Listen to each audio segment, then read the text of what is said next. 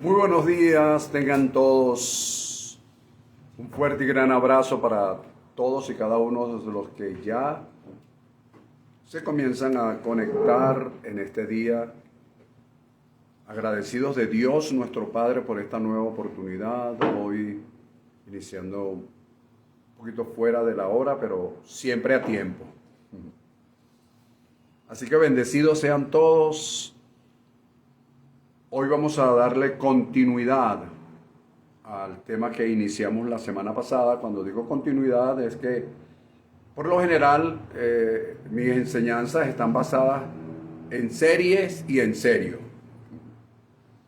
Así que bueno, hoy vamos a darle continuidad. Por supuesto, vamos a hacer nuestro recorrido a través de las Escrituras para que a través de ella nosotros podamos ratificar, comprobar que lo que estamos diciendo, que lo que estamos enseñando, transmitiendo, tiene por supuesto fundamentos escriturales que al filtrarlos por la cruz, importantísimo, siempre lo digo y lo mantendré. Siempre hay que filtrar las cosas por la cruz para que dé como resultado una verdad presente, una verdad de hoy, una verdad con la que hoy podamos manejar, con la que hoy podamos hacer diferencia entre la religiosidad y la espiritualidad de la palabra. ¿Ok? Bueno, un fuerte abrazo para todos los que ya se conectan, un abrazo también para aquellos que se conectarán durante el mensaje y también para aquellos que verán el video una vez publicado. Así que bienvenidos todos, un gran abrazo. Vamos a iniciar con este recorrido haciendo un pequeño recuento rapidito para no detenernos por el tiempo. Fíjense. El tema que le pusimos nombre la semana pasada fue romper moldes y paradigmas propios. Romper moldes y paradigmas propios. Es decir, cómo rompemos esos moldes y esos paradigmas propios. ¿Por qué digo propios? Digo propios porque la mayoría de las veces cuando nosotros oímos un tema, un mensaje, una enseñanza, una reflexión, siempre pensamos en otras personas. Por lo general pensamos, wow, si Pedro estuviera aquí escuchando a Pablo, si Juan estuviera aquí escuchando a Pablo, si el profeta X estuviese aquí escuchando lo que Pablo está diciendo de la profecía que él dijo. Siempre pensamos en otros. Wow, el pastor habló acerca de paradigmas. Wow, mi hermana tiene ese problema. Y siempre estamos viendo a otras personas en lugar de vernos a nosotros mismos. Eso ocurre siempre, es algo normal, es algo que está en nuestra naturaleza, no lo podemos evitar, sin embargo, podemos corregir y ver qué moldes, en qué molde estamos nosotros, en qué molde estamos, qué paradigmas negativos sabemos que tenemos, pero no lo queremos reconocer o no lo queremos enfrentar. Recuerde esta frase que le he dicho en varias oportunidades. Para poder resolver un problema, lo primero que hay que hacer es identificarlo, definirlo. Porque yo lo puedo identificar, pero si no lo defino, si no lo desgloso, no buscaré nunca la solución. Entonces, ¿cómo rompemos esos moldes? Esos paradigmas propios. Hablamos pues, yo mencioné en esa oportunidad como introducción el pacto de fidelidad. como introducción, porque ya en una oportunidad lo había enseñado. El pacto de fidelidad en tiempos difíciles, somos prosperados, en tiempos de escasez tenemos abundancia, en tiempos de angustia somos consolados, en tiempos de aflicción tenemos paz, y así sucesivamente nosotros podemos ir verificando ese pacto de fidelidad de Dios para con nosotros.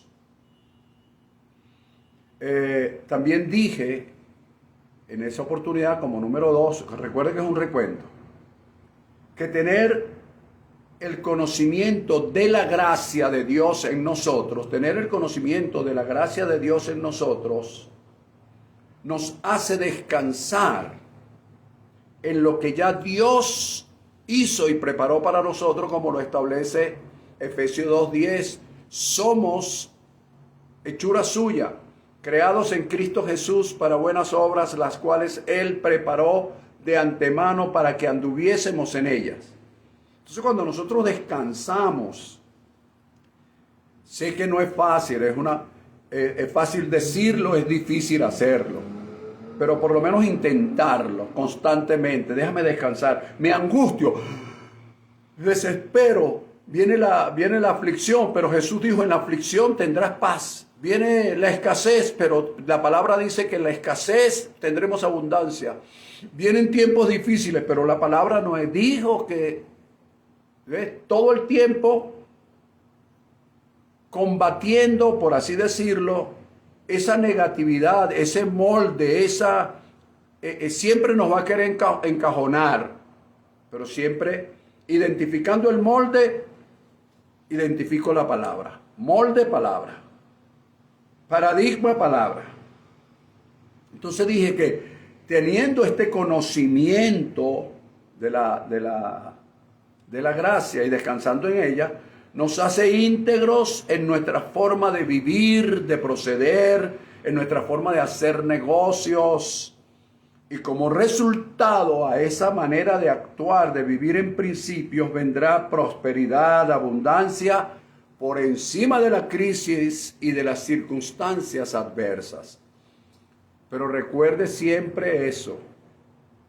Viene una circunstancia adversa y dependiendo de cómo venga, yo descanso en una palabra.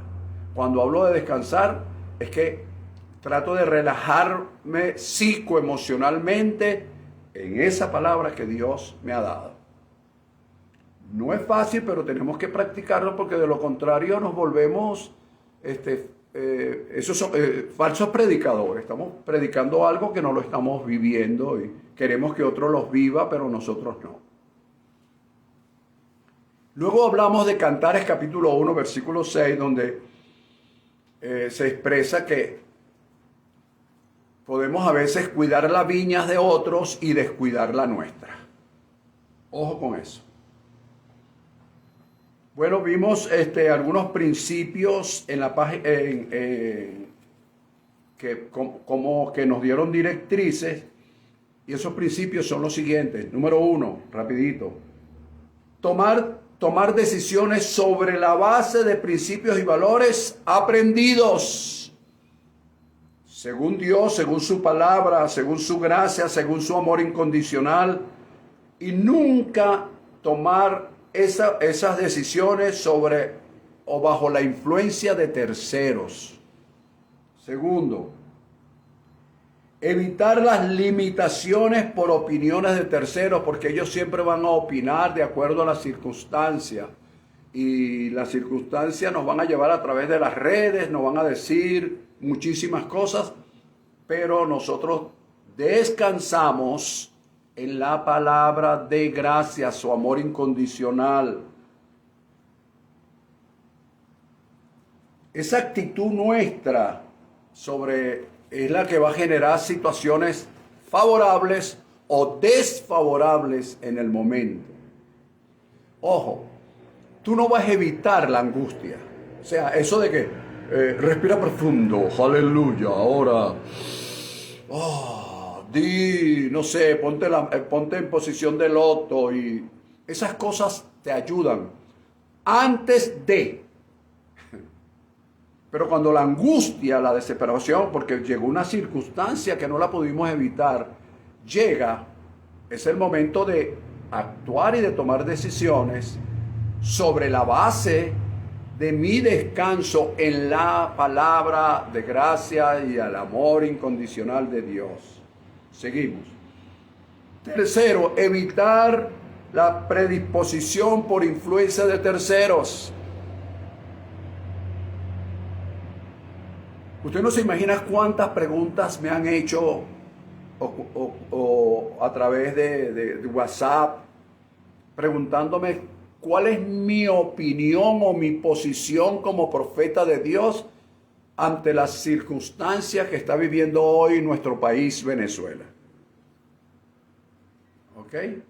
Sabemos que tenemos un estado declarado, un estado de conmoción, decretado, un estado de conmoción exterior. Nosotros sabemos eso.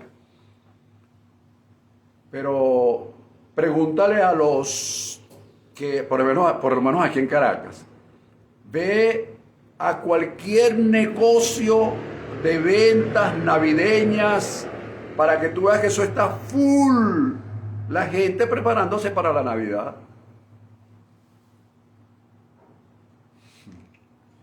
Pregúntate en qué palabra descansan esas personas. ¿Ves? O darte un paseo entre 6 y 9 de la noche, o tal vez de las 6 en adelante, por un sector aquí en Venezuela que se llama Las Mercedes, aquí en Caracas que se llama Las Mercedes. Los restaurantes full, no hay lugar donde pararse, las ventas de comida rápida full, no hay lugar donde pararse. Nada está pasando. Ah, pero hay otras personas que quieren saber qué es lo que está pasando proféticamente, porque tú sabes que no sé qué, que quiero ver la bola de la, no sé, del futuro, quiero ver el horóscopo y...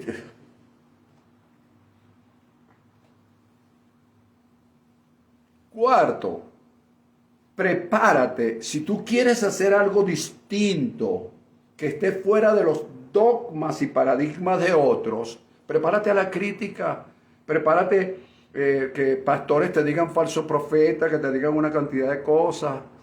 Y yo dije en esa oportunidad que si tú, no son palabras mías, son palabras de Confucio, que Dios mira que si tú no estás preparado para la ingratitud, deja de hacer el bien. Porque la ingratitud va a llegar siempre. Como número 5, hablamos en esa oportunidad, haz hoy lo que tengas que hacer para que no tengas que arrepentirte mañana. Oye, si lo hubiera hecho ayer, el resultado de hoy fuera otro. Ya no lo hiciste, ya no lo hiciste. Tienes que cargar con tu responsabilidad. ¿Ok? Entonces, hay personas, yo recuerdo esto, lo recuerdo siempre. Una pareja fue una vez a visitarme, me pidió una reunión y yo me reuní con ellos y hablamos y conversamos. Y entonces esa persona me dijo, bueno, yo vengo hoy a pedir su orientación, su dirección acerca de esta decisión que tomé. Y yo me sonreí y muy diplomáticamente le dije, no, tú no me estás pidiendo un consejo para tomar una decisión. Tú me estás participando en la decisión que ya tomaste. Son dos cosas distintas. ¿Por qué? Porque antes de tomar una decisión, tú buscas un consejo, esa es una cosa. Pero cuando ya tú has tomado la decisión y se lo participas al pastor o a la persona que tú le tengas confianza, tú no estás pidiendo permiso ni estás pidiendo consejo, lo que estás es participando la decisión que tomaste. Y entonces, te vaya bien o no te vaya bien, y es tu responsabilidad. ¿Ok? No tiene nada que ver el pastor. El pastor me dijo, el pastor enseñó. Nada de eso. Ok. Bien. Vamos hoy a establecer, escucha, el domingo pasado establecimos una base sobre fundamentos bíblicos. Y yo hoy quiero hablarte de cómo vamos a enfrentar o cómo vamos a romper con los moldes y paradigmas. ¿Cómo hago, pastor? Recuerda que nuestro ministerio es de qué hacer y cómo hacer. ¿Ok? El cuándo y eso viene después. Pero el cómo hago. Fíjate, para aquellos que anotan, Efesios capítulo 1, versículos 15 al 23. Aquí hay una enseñanza extraordinaria desde el punto de vista de gracia. Sin embargo, no la voy a tocar, no la voy a profundizar, solamente voy a tomar el texto como una referencia. ¿Ok? Pero hay profundidades de gracias aquí expuestas por el apóstol Pablo. Fíjate, en ese capítulo 1, versículos 15 al 23, que tú lo vas a leer después detenidamente, encontramos que Pablo dice que en sus oraciones él da gracias a Dios con una finalidad. Él dice, para que el Padre eterno, el Padre de gloria, nos dé, yo digo nos dé, pero él dice les dé allá. Yo digo nos porque lo tomo para mí. Nos dé, escucha esto, tres cosas bien interesantes. Espíritu de sabiduría, 1. Espíritu de revelación, y luego hace énfasis diciendo, en el conocimiento de Él. Es decir, en el conocimiento que obtengamos de Él. Recuerda que el conocimiento se adquiere a través de la relación íntima. ¿Ok? En el conocimiento de Él les pueda dar espíritu de sabiduría y de revelación. Fíjate algo. Esto lo voy a decir con mucha responsabilidad. No existe revelación sin conocimiento. Si tú no tienes conocimiento de algo, si es en la intimidad que tú recibes revelación. Ojo, la revelación no está escrita, porque de lo contrario no fuera revelación. Pero sobre lo que está escrito y el conocimiento que tú obtengas de ese que está escrito es que recibes revelación. Pero según sea tu conocimiento, porque fíjate, si yo tengo un conocimiento basado en rudimentos, en tradiciones, en costumbres, en religiosidad, pregunto, ¿cuál será mi revelación? Sobre la base de la religiosidad, sobre la base de la costumbre. Por eso es que tú oyes personas que dicen que tuvieron un sueño, que fueron al séptimo infierno, a la séptima paila del infierno, y vieron a no sé cuántos pastores que se estaban allí, no sé, calcinando. ¿Ve? ¿Por qué? Porque el conocimiento que ellos tienen está relacionado con tradiciones, con costumbres. Pero si tienes un conocimiento de gracia, ya lo entendiste, ya está, ya. Tienes un conocimiento de gracia, que es el conocimiento, es la verdad presente, tu revelación va a ser distinta. Dios te va a revelar sobre la base de tu conocimiento. Por eso Pablo dice, yo estoy orando, estoy dando gracias a Dios para que Dios le dé espíritu de sabiduría y de revelación en el conocimiento de Él. No en el conocimiento de una religión, de una denominación, de que algo, que un pastor vino y vio y un apóstol vino y dijo. Es en el conocimiento de Él. Y luego dice, alumbrando los ojos de nuestro entendimiento. ¡Wow! ¿Qué es esto?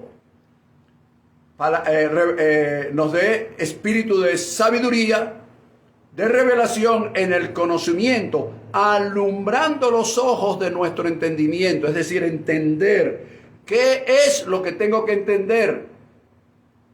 ¿Qué es lo que tengo que entender? Tengo que entender, dice él, para que sepamos que, fíjate esto, ¿cuál es la esperanza a la que Él nos ha llamado?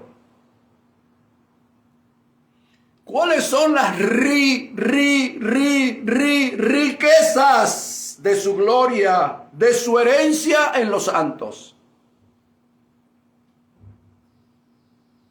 Y luego dice, ¿y cuál es la supereminente grandeza de su poder para con nosotros, los que creemos según la operación del poder de su fuerza? Y por eso digo que ahí, en esos versículos, hay una profundidad de gracia extraordinaria que si nos ponemos a desglosarla, pasamos el resto del año aquí, recibimos el 31, el 24, el Día de Reyes, y estaremos todavía hablando de esas profundidades que no me corresponde hacerlo en este momento porque estoy hablando de cómo romper los moldes y los paradigmas propios, propios, porque yo veo los defectos rápidamente en otros. Hay un principio psicológico que dice que mi mundo exterior es el reflejo de mi mundo interior. Es un principio psicológico, pero no se lo tome a pecho. Entonces, fíjate, estas tres verdades empezando por allí. Entonces, vamos a comenzar a desglosar un poco lo que dije antes sobre la base de la escritura, por supuesto. Para romper moldes, ¿qué son moldes, pastor? Dogmas. ¿Qué es un dogma? Una enseñanza que recibí de alguna manera, la pude haber recibido de mi mamá, de mi papá. Tú no has oído decir a aquellas personas que dicen, no, esto lo aprendí de mi mamá. Entonces, eso si yo no lo sé manejar, se convierte en un dogma. Y ese dogma es un molde, es decir, va a moldear mi actitud, va a moldear mis pensamientos y por ende va a moldear mis acciones. ¿Ok? Y por supuesto voy a dar resultados como los que, según el molde que tengo. Tengo un molde. Y en ese molde voy a actuar. Porque es un dogma. Entonces, tampoco tengo mucho espacio por el tiempo para explicártelo. Pero que vayas viendo, ¿no? Y los paradigmas son las tradiciones, son las costumbres, son los rudimentos, es la religiosidad, entre muchas otras cosas. Entonces, todos esos moldes y paradigmas están allí y nosotros no nos damos cuenta porque aprendimos una palabra de gracia y oímos al pastor hablar de gracia. Y, ¡wow! Eso es verdad, aleluya, qué bueno. No había escuchado una palabra como esa antes. Y entonces nos emocionamos con la palabra que recibimos, pero la emoción no rompe moldes. La emoción no rompe tradición. Quiero que te grabes eso, please. La emoción no rompe tradiciones. No es porque yo reciba con gozo una palabra que al siguiente día desapareció el molde. No, señor, porque es el molde donde yo he estado todo el tiempo. Yo te quiero hacer una pregunta aquí entre nos. ¿Quién rompe el cascarón de un huevo, sea de gallina, sea de avestruz, sea de cocodrilos? O sea, ¿quién rompe el cascarón? ¿La gallina, la avestruz, el cocodrilo hembra? ¿Quién lo rompe?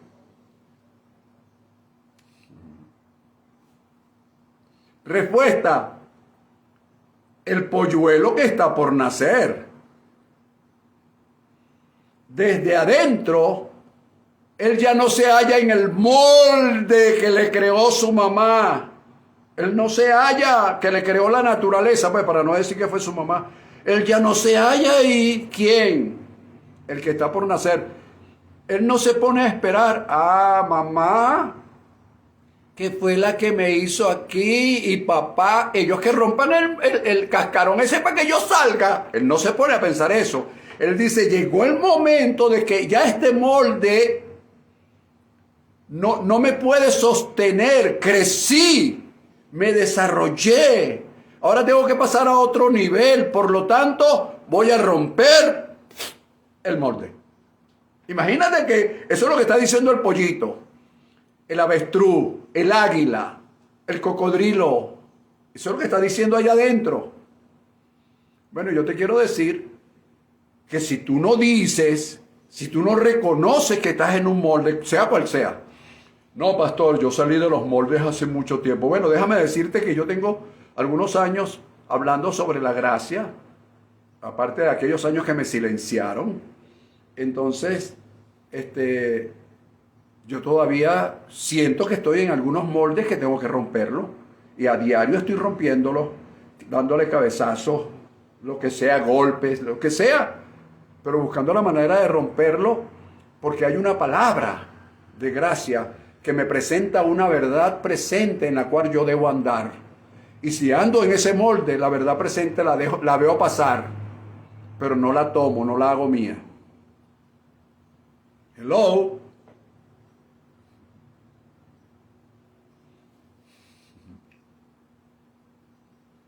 Está interesante, me gusta este tema. Ahora bien, pastor,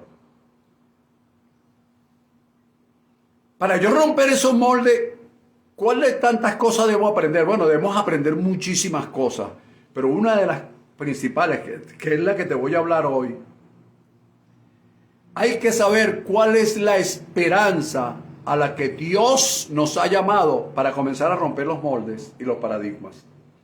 ¿Cuál es la esperanza a la que Dios me ha llamado? Porque cuando nosotros repetimos mensajes sin analizarlos, ojo, hay mensajes muy buenos dados por pastores y ministros que no tienen la revelación que tuvo Pablo. Por ejemplo, Pedro dio algunos mensajes muy buenos que no tuvo la revelación de Pablo. Pero fíjate, hay que saber cuál es la esperanza a la que Dios nos ha llamado para yo poder comenzar a romper los moldes. ¿Por qué? ¿Por qué, pastor? A mí casi nadie me habla de esperanza, a mí me hablan de fe. Bueno, pero el que te habla de fe y no te habla de esperanza, no sé dónde lo habrá leído, porque la Escritura establece, donde usted sabe, lo repite y lo repetimos a diario, que la esperanza es la certeza de lo que se espera. Y nadie espera algo si no tiene esperanza. Yo debo decirte que la esperanza es el fundamento, es la esencia de la fe. Y no me voy a arrepentir de haber dicho este concepto personal. La esperanza es el fundamento, es la esencia de la fe. Y la compañera inseparable de la fe es la paciencia. ¿Lo ves? Entonces, la fe, no es que la fe es actuar, caminar sobre las aguas, aleluya, abrir el mar, saca rabacanda. No. Se trata de que tú me hables de una fe que me emocione. Porque cuando la emoción se vaya, la fe también se va a ir, porque es una fe emocional. Es como la tensión que se le sube a las personas emocionalmente. Cuando la emoción cesa también la tensión alta. O la tensión baja, dependiendo. Porque es emocional. Esa persona no sufre de tensión, pero cuando se emociona y se desespera por algo, entonces la tensión tiende a subir o tiende a bajar. Por lo general tiende a subir. Pero lo que quiero decir es, si tú me hablas de una fe emocional, pase por aquí ahora mismo que yo les voy a tocar con mi dedo maravilloso con el cual yo... Entonces, esa fe emocional, cuando cesa la emoción, cesa la fe. Pero cuando tú tienes la concepción, la definición de la fe, y sabes que la fe tiene como fundamento, escúchame, fundamento y esencia la esperanza. Pastor, eso yo no lo había escuchado, porque a mí me han dicho que la fe, que la esperanza es futura y la fe es presente. Bueno, pero vuelve a leer el texto, pues. O sea, no tomes decisiones por influencia de terceros, eso lo vimos la semana pasada. No te predispongas por opiniones de terceros. Simple y llanamente vuelve a leer el texto y pídele a Dios, dándole gracias a Dios, como dijo el apóstol Pablo, para que Él te dé espíritu de sabiduría, espíritu de revelación en el conocimiento, para que sepas cuál es la esperanza en la que Dios te ha llamado. Entonces es sencillo, está ahí en la Escritura. Ahora fíjate, ¿qué es la fe para José Silva? Bueno, mira, perdón, la esperanza. La esperanza para José Silva es una proyección futura. Fíjate lo que estoy diciendo. Una proyección futura que me hace ir a ese futuro, ver con los ojos de la esperanza lo que está en el futuro, de acuerdo, por supuesto, a las obras preparadas por Dios de antemano, y regresarme al presente y actuar sobre la base de esa esperanza que vi y en la cual creí. Actuar en fe. ¿Qué es actuar en fe? Porque ya vi en esperanza, ya lo vi en esperanza, y como lo vi, la esperanza me lo mostró, la fe comienza a avanzar hacia lo que vio la esperanza, acompañada de la paciencia. ¿Por qué digo acompañada de la paciencia? Porque si no tienes paciencia, la Escritura dice, establece claramente en el libro de los Hebreos, que con fe y paciencia recibieron las promesas. Y yo te pregunto, ¿las promesas son esperanza o no son esperanza? O sea, es cuestión de que no juegues con mis emociones. Enséñame, instrúyeme, capacítame, de acuerdo a las Escrituras, para yo poder avanzar y para que Dios me pueda dar espíritu de sabiduría y de revelación en el conocimiento de Él, no en la emoción infundida por terceros. Aunque no deja de emocionarme en las cosas, por supuesto. Entonces, más o menos vimos lo que es la esperanza, ¿verdad? Ok. Fíjate. Entonces yo voy a explicar algo que rapidito. Hay discusiones, inclusive Albert Einstein lo dijo en una oportunidad, lo explicó científicamente. Yo no recuerdo con exactitud cómo lo explicó en aquella oportunidad, pero yo lo voy a explicar de acuerdo a la concepción J.S. Entonces, en esa concepción es la siguiente: el presente como tal, como nosotros decimos, en el presente, ahorita mismo. Ese presente ahorita mismo, todavía yo no he terminado de decir la palabra presente ahorita mismo, cuando ya deja de ser presente. Entonces yo tengo que hablar en un presente que es lo que se conoce como el presente continuo. El presente tiene su nombre, ayúdenme ahí si al que lo recuerde, ¿no? El presente continuo es el yendo, ando. Estoy hablando, estoy haciendo, estoy caminando. Y aunque yo esté sentado, que aparentemente estoy estático, el tiempo no se está deteniendo. No se está deteniendo, porque si el tiempo se detuviera, por ejemplo, yo tengo que hacer, yo voy a dar una enseñanza en una hora, pero esa hora se detiene mientras yo doy la enseñanza. Oye, sería una maravilla. Pero el tiempo no se va a detener. Así que mi presente es enseñando, predicando, hablando, haciendo. Entonces todo lo que yo esté diciendo, hablando, enseñando, traerá sus consecuencias propias y para otros que crean en lo que de alguna manera se está enseñando. ¿Lo ves? Entonces el presente, el gerundio, gracias Eliet. Gerundio, gracias. Esa es la palabra correcta desde el punto de vista gramatical. Estamos en el gerundio. ¿Ok? Es un gerundio, es constante, progresivo, no se detiene. ¿Ok? Bueno, entonces, el profeta Jeremías, se lo dije la semana pasada y se lo repito hoy, fíjate. Él dice, yo sé muy bien los planes que tengo para ustedes, planes de bienestar y no de calamidad, ¿oído? A fin de darles un futuro y una esperanza. Entonces, ¿quién me dice a mí que no hay esperanza?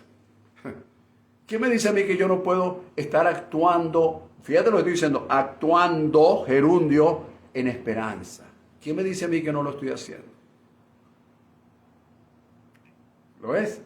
Pero vinieron los super fe y empezaron, ¡es ahora mismo! No sé qué, ya va, pero espérate, cálmate.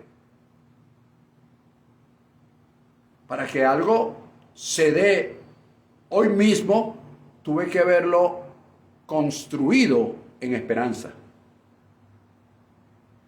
Porque el padre de la fe creyó en esperanza contra esperanza. Es decir, él humanamente no tenía esperanza. Él no tenía nada que esperar.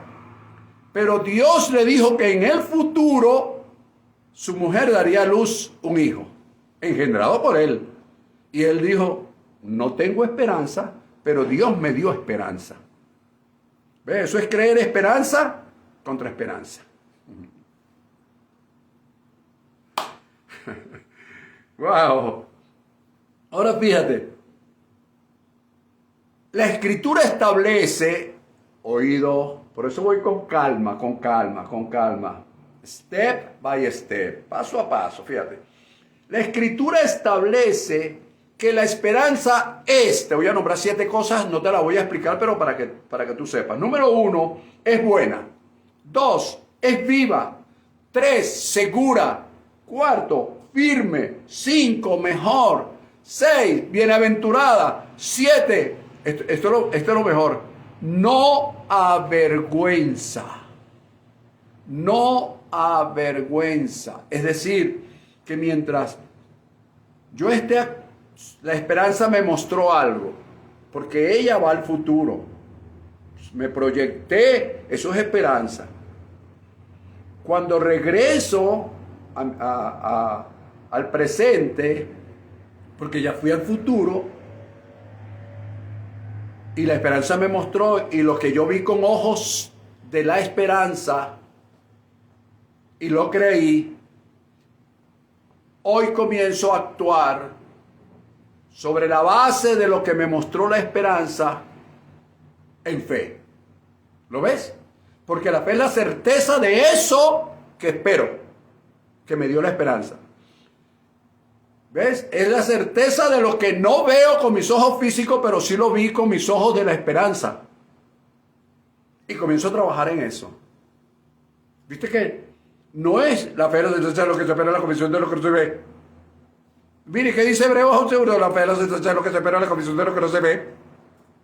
Entonces nos volvemos unos robots repitiendo cosas sin análisis. Veo con los ojos de la esperanza, lo creí y actúo en fe sobre lo que la esperanza me mostró. ¿Te das cuenta? Es así. Y en la medida que yo voy actuando de esa forma, las cosas se van concretando. Paso a paso. Fíjate, ahora bien, recomendaciones que doy desde este momento. Listen to me, please. Fíjate. Las recomendaciones están en el libro de Job. ¿Por qué tomé el libro de Job? Caramba, pastor, no pudo haber tomado otro libro. A mí el libro de Job me estremece, pero fue el primer libro que leíste. Antes de leer cualquier libro, alguien te dijo, lee el libro de Job, para que veas cómo sufrió ese siervo del Señor, para que veas las calamidades y el sufrimiento que esa persona tuvo. Y nosotros tenemos que pasar por ahí. Y como no sabíamos, hoy alguien me dice a mí eso, y nosotros tenemos que pasar por ahí. Pero porque yo tengo que pasar por allí, si la palabra profética de Jeremías me dice que lo que él tiene para mí es planes de bienestar y no de calamidad. Pero porque yo tengo que pasar por lo que pasó Job. Si Jesús murió en la cruz del Calvario para que yo no pasara, se hizo pobre siendo rico para que yo fuese enriquecido, llevó toda carga, llevó toda para que yo no lo fuera. O sea, entonces yo tengo que comenzar a creer, fíjate, el creer y el actuar en fe sobre la base de la esperanza, que es la esencia de la fe, no hace que las cosas sucedan de la noche a la mañana. En estos días, conversando con mi esposa, en mi Shabbat recibí una palabra y la voy a compartir, no hay problema. Pero para que los profetas que me están oyendo en este momento, que están allí, y los que van a estar, reciban esta palabra. Lo sobrenatural no se va a manifestar si no lo proclamamos. Si no proclamamos lo sobrenatural, si no hablamos esperanza contra esperanza, las cosas no van a suceder. Por eso es que a veces yo me restringí mucho de hablar porque yo decía, wow, estoy pasando por esta situación, Dios mío. Entonces, hablar de fe y hablar de no sé qué, oye, como que no cuadra en este momento y tal. Y entonces te comienza la parte humana como a decir, no, Ale, no lo digas, no lo hagas, no sé qué, hasta que Dios te reprende de alguna manera con amor y te dice, si no hablas de lo sobrenatural que yo puedo hacer, estás confiando en lo natural que tú puedes hacer y nada va a pasar, sino va a seguir el curso de la vida. Y déjame decirte que los que hemos sido llamados como profetas, después hablaremos de eso. Por ahí tengo un tema que voy a comenzar a preparar sobre si los profetas son o no son de este tiempo. Entonces fíjate, si yo no hablo proféticamente, ¿qué es hablar proféticamente? Hablar hacia el futuro. Si yo no hablo hacia el futuro, entonces el mensaje de esperanza que estoy dando hoy es mentira. Es falso. Lo puede creer cualquiera menos yo mismo. ¿Ves? Porque el profeta habla esperanza contra esperanza. Esperanza contra esperanza. ¿Lo ves? Así hablan los profetas. No, Jeremías, por ejemplo, 40 años hablando sobre Judá. Judá, pórtate bien. Judá, haz esto. A los reyes les hablaba y se burlaban de él. Lo golpeaban, lo ofendían, lo metían preso, lo encarcelaban, le ponían un yugo y él salía otra vez todo golpeado. Y le decía a Dios, bueno, yo voy a seguir en esta, voy a seguir hablando de esto. Mira, si alguna persona tenía moral para dejar de hablar del futuro, era Jeremías. Lee el libro de Jeremías para que tú veas. Él no tenía moral, ni lo que llamamos ética en este tiempo. Él no tenía nada de eso, amigos. ¿Sabes por qué? Porque él hablaba una cosa que no se estaba realizando. Fíjate, 40 años profetizando y no vio con sus ojos físico ninguna de sus profecías cumplidas. Y cuando llegó una de ellas que se estaba cumpliendo, estaba preso, estaba metido por allá en un calabozo y no pudo ver lo que él mismo profetizó.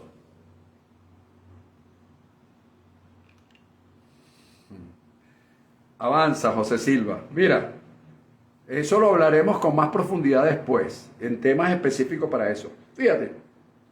Entonces, cuando yo leo que la esperanza es buena, es viva, es segura, es firme, es mejor, es bienaventurada y no avergüenza, oído con esto, la esperanza no avergüenza. Los que creemos y confiamos en la palabra que Dios nos ha dado, jamás seremos avergonzados. Jamás, jamás, jamás. Dios nuestro Padre no va a permitir que tú digas una palabra y te avergüences cuando esa palabra tiene fundamentos apostólicos, fundamentos proféticos, fundamentos de gracia y fundamentos sobre la verdad presente. Cuando tú hablas sobre la verdad presente, sobre fundamentos, cuando tú no andas adivinando, que el presidente de no sé cuál república será, y comienzas a hablar cosas según la religiosidad y el conocimiento que tienes religioso, entonces quedarás avergonzado porque eso no se va a cumplir. Pero cuando tú hablas sobre fundamentos apostólicos, fundamentos proféticos, fundamentos del amor incondicional de Dios, fundamentos de la verdad presente, jamás, jamás, repito, jamás serás avergonzado. Por eso la esperanza no avergüenza. Fíjate, te doy las recomendaciones rápidas. La esperanza entonces está fundada en las promesas de Dios. ¿Lo ves? Algún momento vamos a hablar de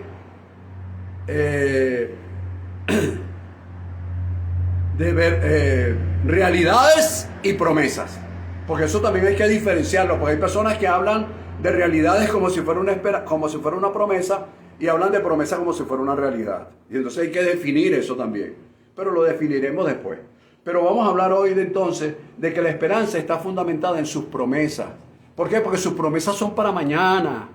Son para, yo digo mañana, pero también están en el gerundio, también están en este presente, porque puede ser para dentro de una hora, una semana, un mes, 2 meses, 6 meses, un año. Eso depende de Dios y de cómo yo voy a atraerla a través de la palabra. Entonces, fíjate, la esperanza entonces está basada en sus promesas, y en su promesa está la paz, escucha, la prosperidad, está la seguridad, la salud, la restauración, la provisión. Todo eso está en sus promesas. Ahora bien, hay algo que yo quiero que lo guardes profundamente en tu mente y en tu corazón. ¿Qué es eso, pastor?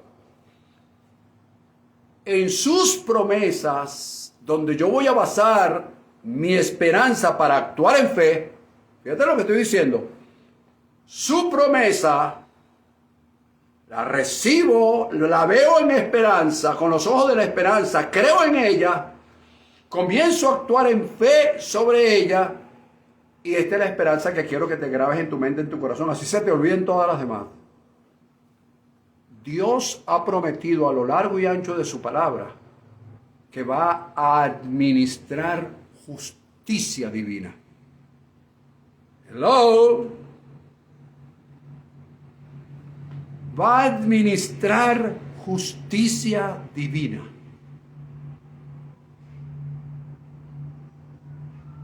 Y si yo estoy actuando dentro de los parámetros que Dios ha establecido en su verdad presente, yo voy a ver, a disfrutar esa justicia, esa administración de justicia divina de parte de Dios. A su nombre, gloria. Vámonos rapidito al libro de Job, porque escogí el libro de Job para hacer o concluir con este punto que estoy hablando el día de hoy. ¿Por qué lo escogí? Bueno, mira, lo escogí por lo siguiente. Porque el libro de Job trae a veces muchas confusiones, porque habla el uno, habla el otro, habla Pedro, habla Juan, habla Sofar, habla Arístides y habla Juanita, habla Pedrito, habla todo el mundo, habla ahí en el libro de Job.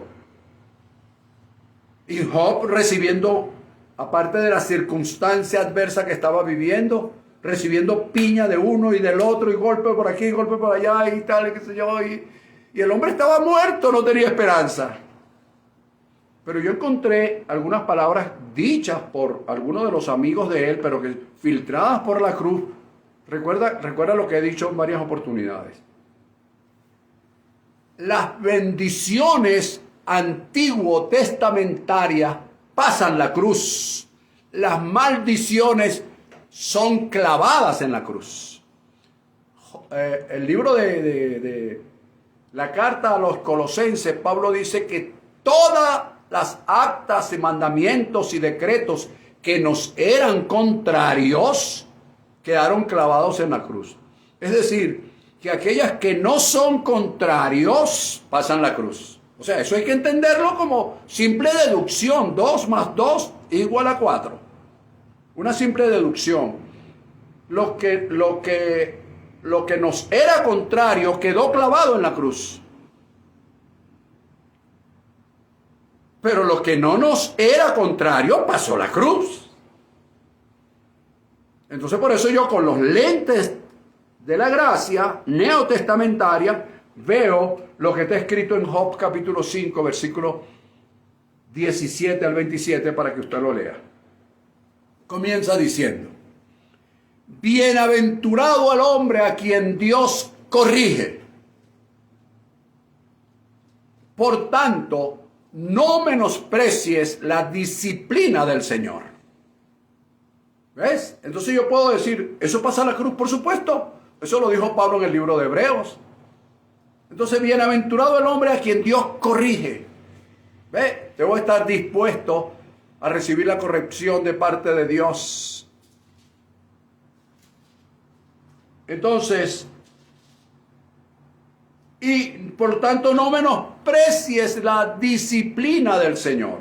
Ahora fíjate.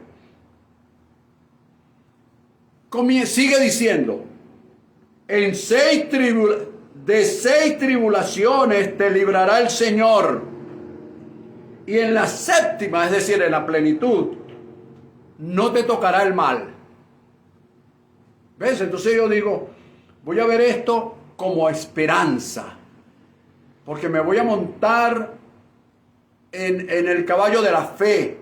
Pero para montarme en el caballo de la fe necesito una silla.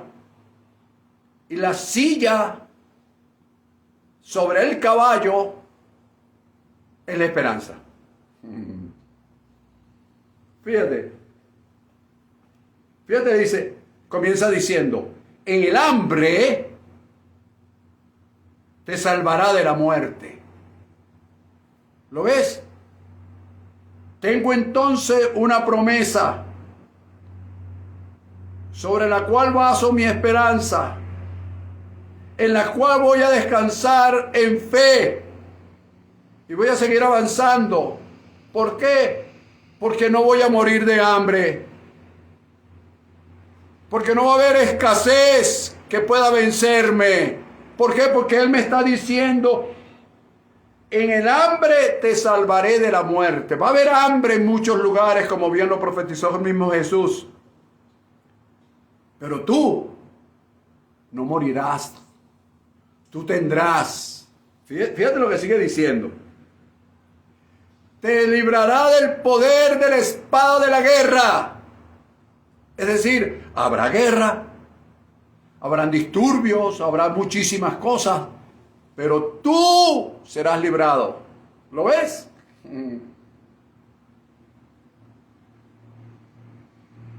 Sigue diciendo, del poder de la lengua, del azote de la lengua, serás cubierto. Es decir, ¿qué hacen las lenguas? ¿Qué hace el vecino? Oye, vale, pero tú serás el único. Tú eres el único que no estás asustado, que no sé qué. El único no, mano. Hay una cantidad de personas que están disfrutando. Están comprando arbolitos, están preparando su Navidad, están haciendo hallacas, están preparándose, están despreocupados.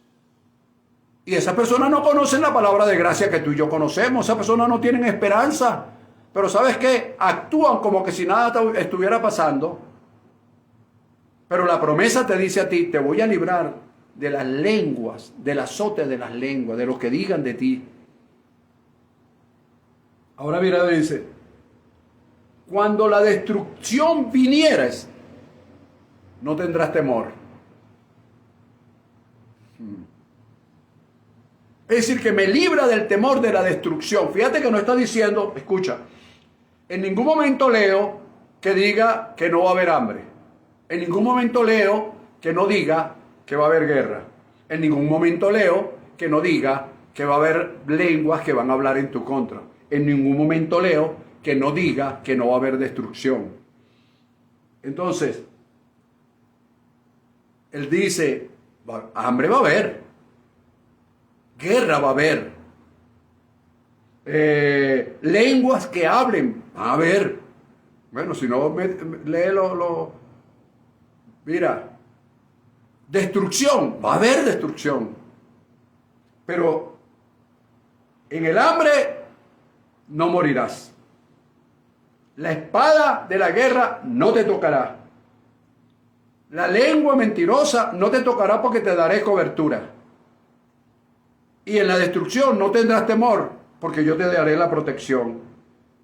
Y luego te dice, te reirás de la destrucción y del hambre. Es decir, después que te enfrentes a todas estas cosas, tú lo que vas a convertir eso en un chiste. Y vas a decir, no vale, yo sabía. Bendito sea el nombre del Señor. Y comienzas a reírte. ¿De qué? De todas esas cosas que por un momento te asustaron, te desesperaron, te dieron ansiedad. Pero Dios te está diciendo, es esperanza. Esa es mi promesa. La promesa para mañana. Sí, Señor, pero yo estoy en el hoy. Bueno, estás en el hoy, pero tienes que montarte en el caballo de la fe del hoy para poder alcanzar lo que la esperanza te mostró para mañana. Así es como nosotros tenemos que analizar la palabra. ¿Lo ves? Ahora fíjate, la sexta dice, no temerás de las fieras del campo, es decir, de la delincuencia. Fíjate todo, no te está diciendo que no va a haber delincuencia.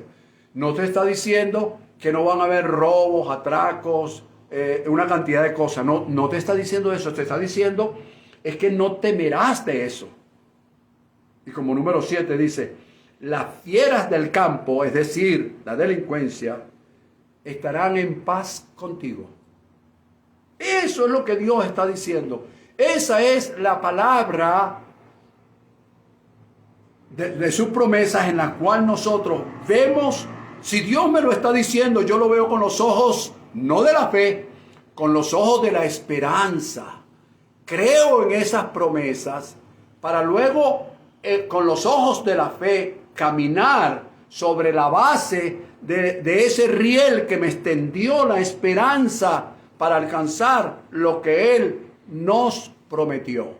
Por eso tengo que hacer una diferencia entre realidades y promesas, que lo estudiaremos después con calma. Mira cómo termina este texto, versículo 17 del capítulo 5 de Job, 5 al 27. Mira lo que dices. Oído. Sabrás que hay paz en tu casa. Wow, wow. Wow, Dios mío, o sea que no es que tengo que abrir las puertas el 21 de diciembre para que entre el espíritu de la Navidad. ¡No! Yo sé que hay paz en mi casa. Mira, visitarás tu morada. Y mira la palabra, y nada te faltará. Visitarás tu morada y nada te faltará. Escucha. Asimismo, dice el Señor, echarás a ver que tu descendencia es mucha. ¿Ves? De ti descenderán muchos. Hijos, nietos, bisnietos, tataranietos, cuarta, quinta, sexta generación X, bien sea que tú los hayas engendrado o bien sea que lo hayas engendrado con la palabra. Así que eso no tiene distinción delante de Dios. Mira otra cosa. Vendrás a tu sepultura en la vejez. O sea, pastor, amigo, mientras te sientas joven, sano, fuerte, vigoroso, viril, capaz de, la muerte se irá cada día alejando más y más de ti, porque el Señor dice en su palabra, y en esa esperanza debes vivir, que vendrás a tu sepultura en la vejez. Es decir, ¿cuándo es la vejez? Cuando tú comiences a sentirte viejo. Ah, pero es que tengo ya 50. Dígame, hay personas que tienen 40 y ya andan arrastrando los pies. Entonces, ¿cuándo es la vejez, pastor? ¿A qué edad puede usted considerar que es la vejez, pastor? Cuando te sientas viejo. Cuando tú digas, estoy frito. En ese momento, la vejez llegó. Comenzó a ser su desastre, pues.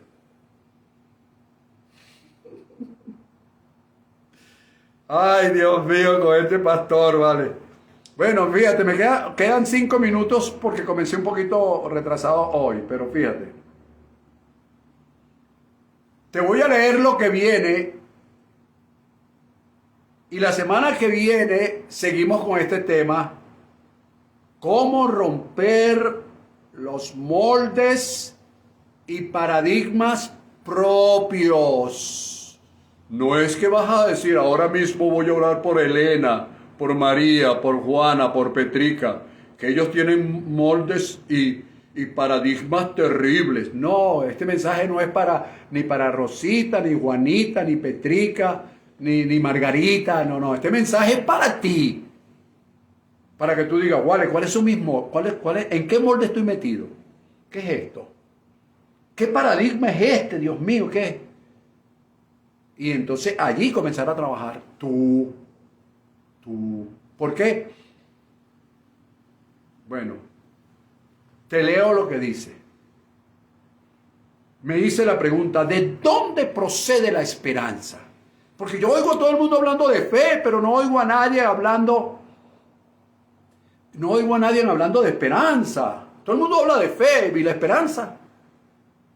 Entonces me encontré con un texto por allá en el libro de Romanos, capítulo 15, versículo 13, que dice: el Dios de esperanza nos llene de todo gozo y paz en el creer, para que abundemos en esperanza por el poder del Espíritu Santo. ¿De dónde procede la esperanza? De Dios. ¿Quién nos llena de ese poder de esperanza en abundancia? El Espíritu Santo. Por lo tanto, la esperanza, repito, y no me voy a arrepentir con lo que digo de esta palabra, la esperanza es la esencia de la fe.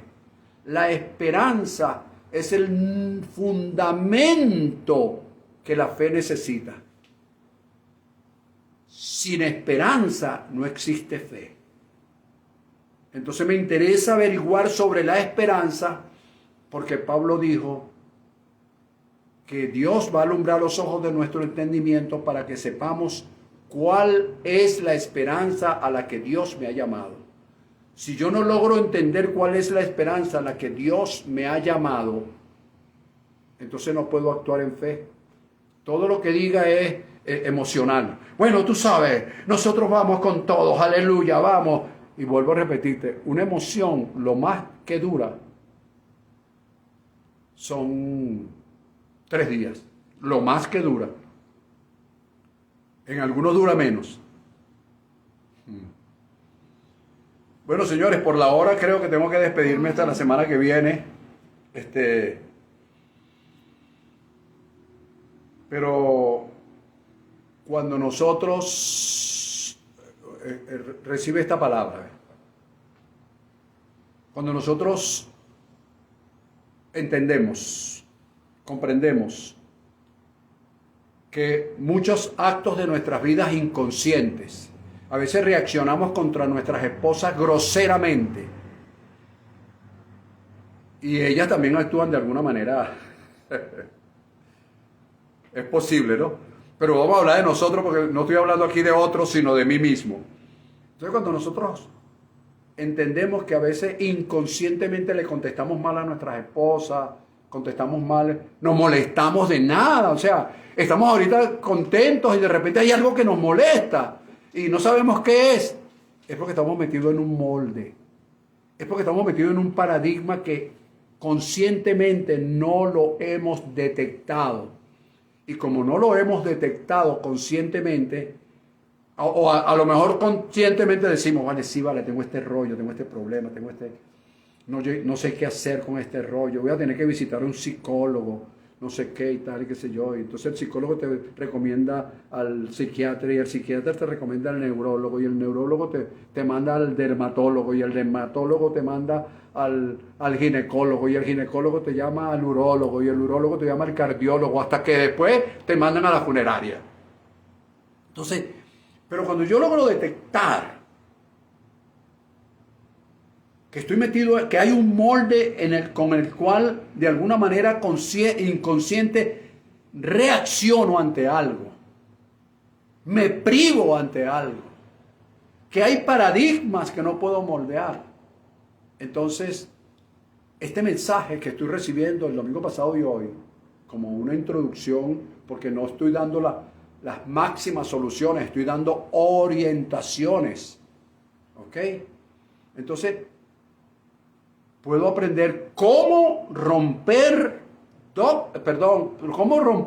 moldes y paradigmas propios.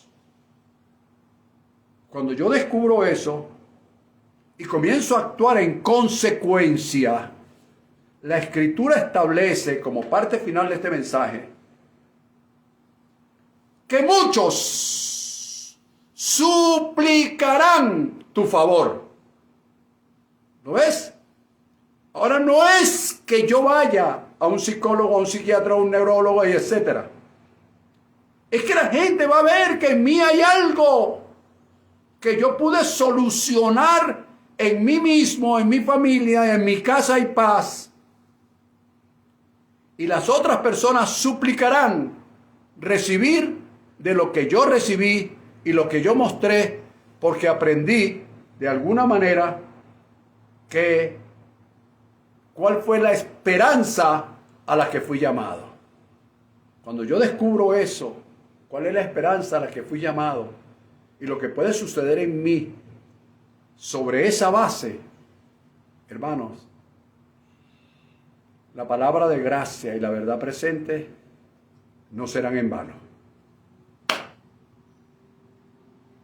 Como dicen en mi querida Italia, arrivederci. Como dicen en Japón, sayonara. Y como dicen en los Estados Unidos, goodbye. Y como dicen aquí en Venezuela, adiós. Nos vemos la próxima semana. Los declaro muy bendecidos bajo cobertura divina. Que la gracia, el favor de nuestro Padre Eterno esté sobre sus vidas. Y que especialmente Dios nuestro Padre manifieste a lo largo y ancho de esta semana que comienza hoy su gracia y su favor en la vida de todos y cada uno de ustedes. Los declaro bien bendecidos. La próxima semana nos vemos. Vamos a continuar con este tema. Concluiremos la parte de saber cuál es la esperanza a la que Dios nos ha llamado y continuaremos con lo que Dios presente de acuerdo a su divina voluntad y a su propósito eterno para con nosotros. Bendecidos todos. Chao.